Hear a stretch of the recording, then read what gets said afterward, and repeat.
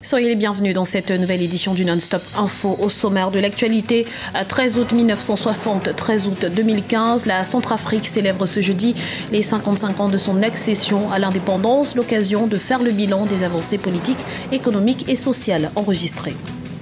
Au Burkina Faso, l'ancienne majorité n'aura pas eu gain de cause auprès du Conseil constitutionnel. Celui-ci s'est déclaré incompétent à statuer sur la mise en accusation de l'ancien président Blaise Compaoré. Puis c'est un véritable fléau à la fois sanitaire et social.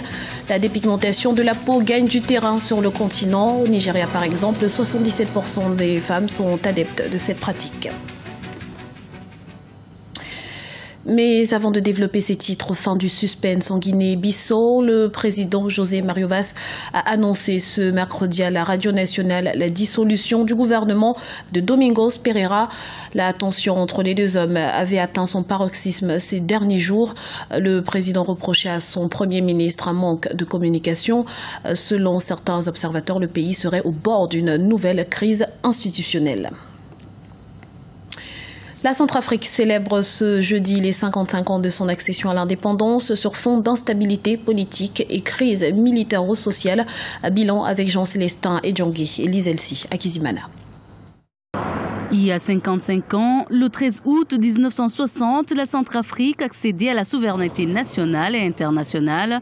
Sous la présidence de David Dacko, le père de la nation centrafricaine dirigera le pays une nouvelle fois de 1979 à 1981 avant de rendre l'âme en 2003 du côté de Yaoundé au Cameroun. C'est donc plus d'un demi-siècle d'indépendance que les Centrafricains célèbrent ce jeudi. Malheureusement, les choses ne vont pas comme d'habitude, vu le climat sécuritaire et tout ce qui se passe. Je pense que la fête ne sera pas de mise comme on a l'habitude de fêter dans le passé. En matière de sécurité, je puis vous dire qu'au niveau de la capitale, les choses commencent à s'améliorer.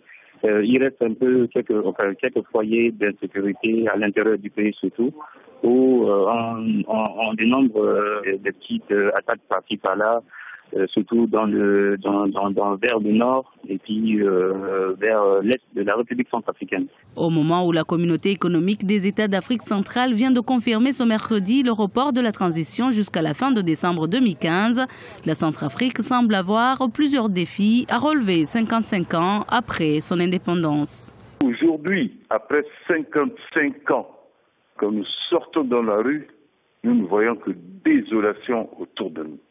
Malheureusement, c'est la vérité et c'est ça. C'est pas une affaire d'aujourd'hui, mais c'est une affaire qui a été montée. Le pays a été détruit systématiquement pendant 55 ans, même s'il y a eu quelques périodes d'accalmie. Mais nous nous retrouvons aujourd'hui avec une situation par terre à reconstruire totalement. Et surtout, pour parler d'indépendance, surtout un pays qui échappe totalement au contrôle de ses citoyens. La Centrafrique, qui vient d'enregistrer 6,6% de croissance économique au premier semestre 2015, doit encore miser sur la paix et la stabilité pour retrouver son lustre d'il y a 55 ans. Et sachez que Babacar Gaye, chef de la mission de l'ONU en Centrafrique, a été démis de ses fonctions. L'annonce a été faite ce mercredi par le secrétaire général des Nations Unies, Ban Ki-moon.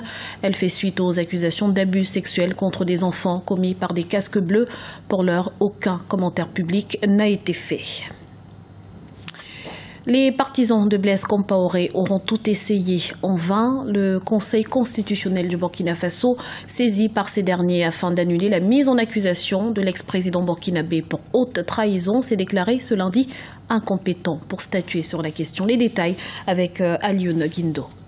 C'est ce lundi 10 août que les partisans de Blaise Compaoré, l'ex-président burkinabé, ont reçu la réponse du Conseil constitutionnel du Burkina Faso vis-à-vis de leur requête d'annulation de la mise en accusation de l'ancien président. Cette requête fait suite au vote du Parlement intérimaire en faveur d'une mise en accusation le 16 juillet 2015 de l'ancien président pour haute trahison et attentat à la Constitution. L'institution juridique s'est dite incompétente pour statuer sur cette demande. Cette décision du Conseil constitutionnel ne peut faire l'objet de recours. Que voulez-vous qu'il dise? Si le Conseil constitutionnel a dit que finalement il ils ne sont pas habilités à se prononcer sur cette question. Ils sont obligés de prendre acte. Qu'est-ce qu'ils vont faire? Moi, je crois même honnêtement que ceux qui sont là-bas, s'ils ils réfléchissaient beaucoup, ils n'allaient même pas se battre sur ce truc-là.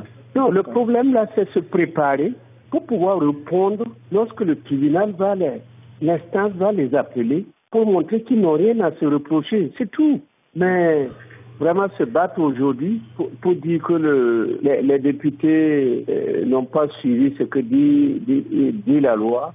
Bon, moi, je crois que c'est vraiment un combat d'arrière-garde. Le fond, là, ça c'est purement la forme. Le fond, là, est là. Après rejet de leur requête par le Conseil constitutionnel, les pro-Compaoré essuient un affront de la part de la plus haute institution juridique pouvant être capable de changer la donne pour l'ancien président Blaise Compaoré.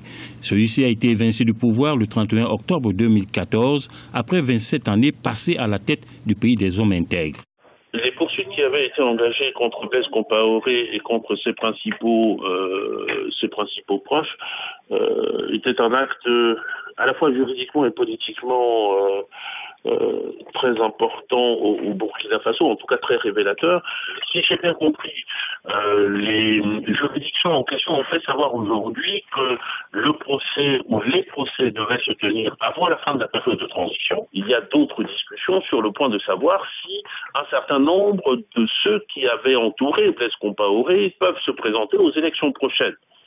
Et l'un des arguments que sortent ces personnes-là, ou que font valoir ces personnes, c'est que tant qu'elles n'ont pas été condamnées, principe de présomption d'innocence oblige, elles ne peuvent pas être dessaisies de la possibilité de pouvoir se présenter.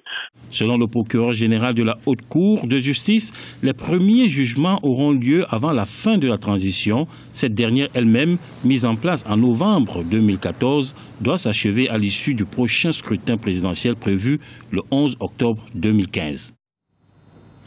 Le phénomène n'est pas récent, mais il ne cesse de prendre de l'ampleur. À l'heure où la beauté des peaux noires commence à émerger, la dépigmentation de la peau apparaît plus que jamais comme un fléau sanitaire et social. Flash sur Kinshasa, en République démocratique du Congo, avec Ibrahima Djoumaba. L'éclaircissement de la peau est devenu un phénomène de mode chez les Africains de teint noir.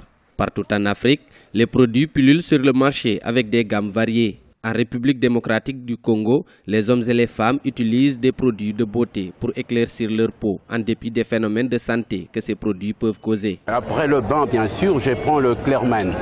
Mais à mon opinion, il faut le prendre la nuit, puisque l'hydroquinone est très dangereuse.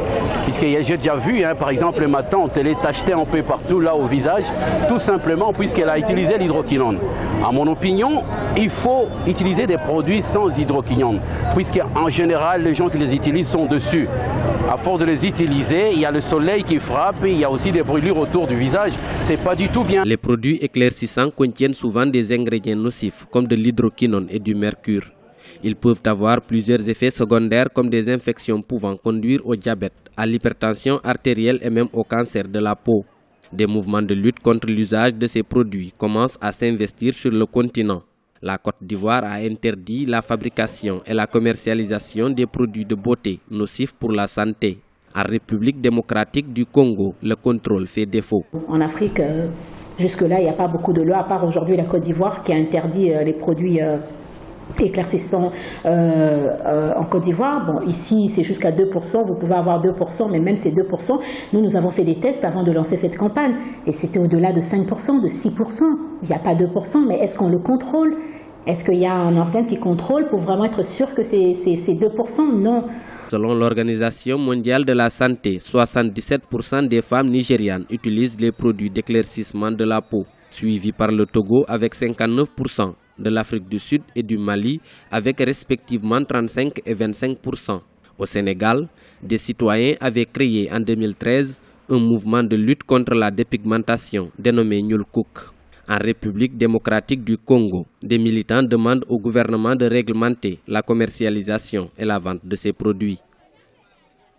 C'était le journal de la rédaction. Nous vous remercions pour votre fidélité.